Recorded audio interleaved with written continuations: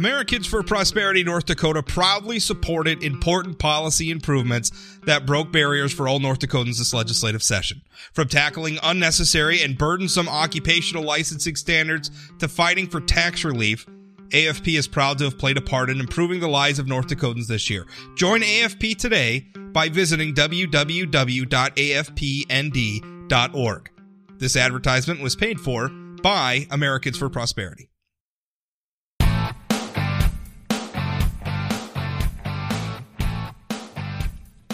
North Dakota State University professor of psychology and behavioral scientist Clay Routledge joins me. Clay, actually next week is going to be participating in a discussion at the Cato Institute in Washington, D.C., although for those of you, which is pretty much all of you, listening to this in North Dakota, there is going to be a live webcast at the Cato website. If you go to that, I'll try to put up a link to all the information in the notes of the podcast. I think if you go to cato.org/live, you can actually follow the various live streams that they have. But the headline of the event is The Search for Meaning in the Age of Abundance. And I'm going to read the description of the event.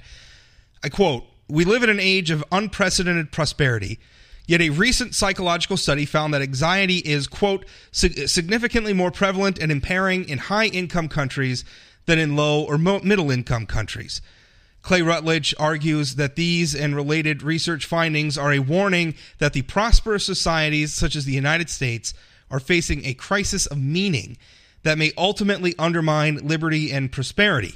Affluence and liberalism, he claims, benefit humanity by reducing material concerns in liberating individuals to pursue their goals. At the same time, however, affluence and liberalism uproot individuals from traditional sources of meaning like religion and interdependent communities. He says that people who are uprooted from traditional sources of existential security can become psychologically vulnerable and anxious, demotivated and pessimistic, and attracted to extreme and dangerous secular ideologies, which all threaten the sustainability of a free and flourishing society." That's a lot. Can you give us some examples? Put some meat on those bones for us. Okay, so if you look at a lot of survey data from a wide range of outlets like Pew Research, or even Cato's got some new data that just came out, you can see a number of indicators in which, despite the fact that we are arguably the safest and wealthiest, most prosperous country in the history of the face of this planet, that there are all these warning signs about our social and psychological health. So, for instance, something around the range of 20% of millennials say they are lonely most of the time or all the time, and about a quarter of millennials indicate having no good or best friends. So that's kind of an indicator of social health. We've seen anxiety rates increasing, and even though a lot of people like to point to things like, well, this is a Trump thing, that our society's gotten less healthy, or people are more stressed out because of Trump, you can look over the recent decades and see a much broader trend in terms of psychological illnesses like depression and anxiety. And these aren't just things that people are saying. I mean, you can look at pharmaceutical prescriptions. So more and more people are taking antidepressants than they used to. More and more people, you can look at book sales. More and more people are buying self-help books related to anxiety and depression. And so and then of course we can get into the suicide statistics and opioid issues and things like that. So there's a whole range of data that suggests that at the same time as we're doing very well in terms of physical comforts, people have nice smartphones and Netflix and cool cars and all these things, there's something that might be missing, or some kind of vulnerability that's more psychological or more social or more cultural. So that's interesting. I want to, as I'm listening to all of this, I'm thinking of something that I've been talking about in columns and on the podcast. And I don't want to put myself on your level. You're a professional academic. I'm a rodeo clown with a blog. but I do observe a lot of things that are going on in the world. And one thing that I've seen is, one thing that I talk a lot about is outrage culture, right? Which is people just being upset about what I consider to be trivial things. Whether you want to call it cancel culture, we've seen, people upset about a particular movie that's coming out, or people upset, about something that's going on, or what have you. To me, I've always felt a big part of that is, I think part of what you're talking about, which is we have a lot of time on our hands. We are living in a very affluent time in human history. I can go back just a couple of generations to my grandmother and her parents, and they spent most of their time trying to make a living, like most Americans did. I mean, most Americans at that age were farmers. It's kind of amazing. I saw this chart. It was a GIF a while back, and it was like the most common profession in each of the states. And up until about starting maybe in the 50s and 60s, it was farmer. Right? So most people were engaged in just sun up to sundown, trying to grow enough food to survive and sell enough to prosper. That's most of human history. And now suddenly, we're in a very affluent era. And I think because we're not so consumed with just the day-to-day act of survival, I mean, it's a good thing, like you mentioned. It opens the door to a lot of other things that aren't necessarily directly tied to just economic or physical survival. Things like art and culture and everything else, but also it leaves us open to worry about a lot of things. I probably sound dumb compared to what you're working on, but does that make sense? I mean, am I even on the right path there? Yeah, no, that definitely makes sense. And if you look at international data, you'll see a story consistent with that. For instance, even though the Western countries like the U.S. tend to score higher in measures of happiness than countries in the developing world, it's those countries that score higher on perceptions of meaning in life. Now, some of that can be explained by religiosity, that the people in the developing world are more religious than people in the West, and we're increasingly secular, as you know. But even controlling for religiosity, you can see these differences. Another interesting, dimension of this is there's pretty good data showing that the more conservative people are, the more they report their lives as meaningful, and that this effect remains even when you statistically control for the fact that conservatives tend to be more religious. And part of the answer seems to get at, perhaps in a different way than you're saying, but get at the issue I think you're hitting on, which is the strongest predictor of meaning in life is the feeling that one matters, that one has an important role in society. And in the examples you provided about our agricultural past, or just people having to work more, life might have been hard, but you knew that your family, your community depended on you, that you had a role for survival and for the functioning, right? So the more affluent a society is, interestingly, the less an individual matters, right? Like if a robot can do your job, then you don't really matter. And you see this. You see that more and more young people and more people who, by many indicators are doing very well, feel like they're really not that important. We have more and more people that are, staying single longer, putting off getting married or starting families. We have more people that aren't joining in community organizations and churches and, also, secular civic organizations, where they could get that sense that, people need me, I matter.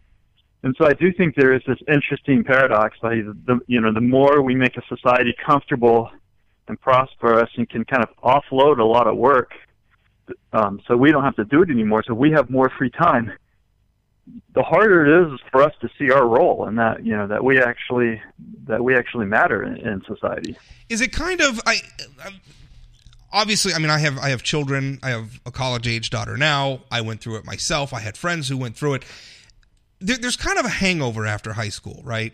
Where you have a group of friends, depending on your situation, you may have been attending one school or another with these people since kindergarten, all the way up through high school. It's a group of friends, and then suddenly you graduate and you don't have that impetus of, legally mandated school attendance to bring you all together every day. Everybody just kind of goes out into their own world, and a lot of people can end up feeling lonely. Like if you don't find a new thing to fill those relationships with, or fill those gaps where those relationships left, or find a way to maintain those relationships, you could find yourself very easily lost after high school. I think that's not at all an uncommon phenomena. And I wonder if this is just happening on a larger grand scale, where because we don't have the need to work so much, we don't have that impetus to go out into the world as much as we once did and interact with other people, which then, has sort of a domino effect, which leads to other things, like maybe you join a social club or what have you. And it's been interesting. And like you said, I think it's been going on for a long time, because I look at the decline of groups like the Elks, right? And the Moose and the Masons. I mean, these used to be very, very, very, very active organizations. And you look now, their memberships are very old. They've been shrinking for a long time now. This isn't a Trump era thing. I'm not even sure this is a digital era thing. There's something larger going on. Yeah. I think you're right, and it is, and the something larger going on is important, and it also makes it hard for people to see, because you do have to. Things happen. Culture changes very slowly, and you have to look beyond. I mean, you can see dramatic changes when there are dramatic shifts, like when the internet was changed a lot, perhaps. But you can go back before that, as you're suggesting. You can see, a slow-moving cultural change towards, this is what I argue when I kind of point the finger at liberalism, for lack of a better way of saying. I'm not really trying to make a political point. I'm not saying this is like a liberal thing. I'm talking about this idea of liberal individualism, that the movement that started centuries ago of focusing people more on their individual interests and goals and freedoms, which in many ways is excellent, right? It's great. I'm not, I'm a fan of. You're using liberal, not in sort of not out of our maybe sort of modern political lexicon, but more sort of the classical liberal. As in, if I were to describe a society as a liberal society, that would be as opposed to like an authoritarian society, like the United States of America. Whether we have Republicans in charge at the moment or Democrats in charge, is generally a liberal society, because most Americans, within the confines of some laws, can go out and do what they want, as opposed to an authoritarian society like what we might see in a place like China or North Korea, where you don't have the same level of. So that's the sense of liberalism you're talking about, not in the sense that definitely not ideologically so much. Which I think most of us like. Right. At some level, we like freedom, and but there's this, and this is one of the big issues I'm going to discuss at Cato. There's this interesting balancing act, I think, that has to be maintained to sustain a free society. And on the one hand, I think a lot of us who are, sort of libertarian-minded people are good about thinking about all the ways that authoritarian countries and, large government can oppress people, can threaten freedom, can undermine freedom. And people we want to be self-determined, right? We don't like being dominated or controlled or oppressed. And so I think we're pretty good about thinking about that and pointing out all the ways that the state can be a threat to freedom. But that's only one half of the story, I think, because it's not like if the state disappears and, people are free, all of a sudden freedom is flourishing, right? People are thriving. So there seems to be these bottom-up individual, social, and cultural, kind of scaffolding that helps us regulate ourselves, and it helps make freedom sustainable. And those are the things that, perhaps ironically or paradoxically, might be, kind of unraveling, under our liberal order. So there's this weird balancing act. It's like you don't want to be controlled. I don't want the government to tell me. Like you gave the school example, right? That's great for little kids and make them go to school. But generally speaking, I don't want the government to tell me to join a club or Right, join a yeah. church or No. I don't want. like I don't want to have to join the moose, and force of like some tax penalty or something like that, right? Right. All due respect so to the we moose, don't want that. I'm sure the Fraternal Order of the we Moose. want to be able to. Sorry. I'm sure the Fraternal Order of the Moose is a fine organization. I'm not picking on them, but I'm just saying I don't want to be forced to be a member. Yeah.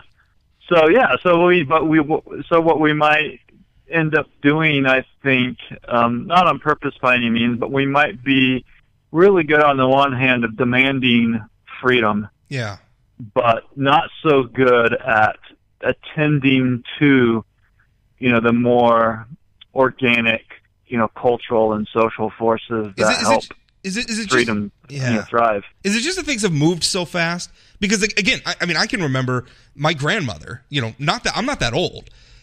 My not so distant relatives lived in a very different time where work just took up an enormous amount of your time. We have gone from that within just a couple of generations to the internet and everything. Like it's changed so quickly, even before the internet. But I would really almost say like post World War II, things in America have changed so quickly. Is it just that society hasn't figured out how to maybe healthily deal with all this new free time? I think we can do it. I just think it's happened so quickly. We just haven't figured it out yet. Yeah, I think that's true, and this is why when I talk about all this research about how religious people have more meaning and people who are integrated into traditional cultural structures have more meaning and all that, I think it's really easy for people to say, "Hey, Clay, you just kind of sound like a cranky old man who's looking to the past, and that's not coming back." But maybe that's my fault, but I think when people think that, they're missing my point, which is just as a historian wouldn't say, "I'm studying history and how things worked because I want to go back to that." They're studying it because there's lessons to learn about the human condition, about what works for people. Yeah. And so I totally agree with you. We need to be forward-looking, and we need to figure these things out. And short of some sort of apocalyptic event like we see in the in science fiction, we're not going back to an old agrarian, localist nor do I want world. to. I like what the world has become. I don't want to give up all the wonderful advancements that we've made. I'm very glad that my son, has options that are greater than like farmer, right? And again, all due respect to farming, it's a noble. I know a lot of people who farm. They're happy, good people, not taking away anything like that. But I'm glad we've evolved. I think we just have to figure out how we're going to live in a new society. In the same way that I'm not sure everybody has figured out how to deal yet with the fact that we're chronicling all of our lives like right out in the open on Facebook, and we haven't figured out how to get along with one another yet on Facebook and Twitter and everything else. That's a self-evident truth of 2019 in the United States of America and the world. And much as that, I think we also have to figure out what to do with our free time. And, as I was preparing for our interview today, I actually ran across a New York Times article that made me think of exactly the thing that you're talking about. And it was about the revival of the supper club, right? And you think about the supper club like from a past age, particularly a Midwestern thing where people would go, and it was like a very lengthy experience. It wasn't just you went and loaded up on food and left like you do in a lot of restaurants today. There was like a whole atmosphere to it, right? Like you went and you danced a little bit, you hung out at the bar a little bit, you had appetizers. Like it was a whole evening thing, and people are trying to bring them back. And I just started thinking, that's the sort of thing that could fill those gaps, right? If we brought back that sort of thing where it doesn't just have to be supper clubs, obviously, but church, or just a lot of other things. And I'm saying church, like I'm an atheist, so I'm not even necessarily, I don't have a dog in that fight if people go into church or not, but I'm just saying, I think we need to find new things to do with our time, and maybe some old things that we used to do could become new again and fill those gaps. Yeah, I think that's right. And that's why I also think it's really important to study. Of course, I'm biased because this is some of the stuff I do study. Yeah, well. Of what the core ingredients of those things are, right? So it might be, like you said, there might be a revival of new ways of doing these old things, but what are the fundamentals that make them work? Yeah. And one thing that we seem to have good data on, I think, is, this point I was making, that it has something to do with you, with you mattering to people, like you feeling like people depend on you. And so this is one of the reasons I'm kind of critical of this, kind of safe space culture that you often see, which is well intentioned, I think, of let's focus on everyone being really kind to each other and never hurting anyone's feelings. And I think we would all agree, like, bullying's bad. You shouldn't pick on people, and there's such a thing as being a decent, polite human being. But I think what's often lost in these movements, particularly the ones I see in academia, is they're mistaking politeness for actually taking care of each other, and for actually having a moral duty to to other people. And so you can have, in fact, it's documented in the research that you can have people that are surrounded by nice people who still feel extremely alienated and lonely, right? Yeah. So it isn't enough just to have a society where, this kind of politically correct society where we're all, sensitive to each other and, don't hurt each other's feelings. People really need to have deeper bonds. They really need to feel, you have to feel some ownership. Like they matter. I think you have to have some ownership in society. And that's one thing that I feel with people tearing down the idea. I mean, I don't have a problem with people being critical of the United States of America. I mean, our country's made plenty of mistakes. We are far from perfect. But I think if you tear down that idea of patriotism to a point, you lose ownership. People don't feel like they're a part of it. If you don't feel like you're a part of it, then I think a lot of what the success of the American form of government is built on starts to decay. I think of all the times you hear about these like bike share programs in these cities where, they have these bikes laying around and they belong to everybody, and like, a couple of months later, all the bikes are destroyed and everything because something that belongs to everybody belongs to nobody. And I think it's very important for people to feel that connection of, I am a part, like what you're saying, I am a part of this, or I own a part of this, or I'm responsible for a part of this, I'm accountable for a part of this, people are depending on me. We're missing in that a lot of ways. I think as a conservative, I would argue some of it's been supplanted by government. We have government doing a lot of things that maybe private organizations did in the past.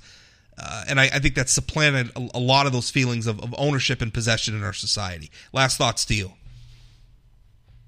Yeah, no, I generally I agree with that point. I mean, if people don't have any skin in the game, so to speak, then again, it's another indicator that, well, they don't really matter. So if the government can do everything, then I don't have to do anything. And if I don't have to do anything, what good am I? Who am I? And then I think this encourages what we're seeing, which is when people feel like they don't have meaning, like they're not really important, it turns, it can do one of two things. For a lot of people, it turns them inward into becoming more hedonistic, more pleasure-oriented, that, well, I should just focus on what makes me feel good. People become more nihilistic, they have a sense of hopelessness. But it can also turn people outwards. It can make them sort of angry and long for meaning in ways that they're clinging to authoritarian ideas, which is, again, a threat to freedom. I agree. Well, the event is, again, it's going to be on October 14th, next week. It'll be 11 a.m. to 12:30 Eastern Time, so I suppose that's 10 a.m. to 11:30 a.m. Central Time. If you want to stream it live, it's www.cato.org/live. Once again, www.cato.org/live, and I'll try to put that link in, too, if you want to watch it. Clay, thank you so much for your time. Yeah, thanks for having me. It's always great to talk with you, Rob.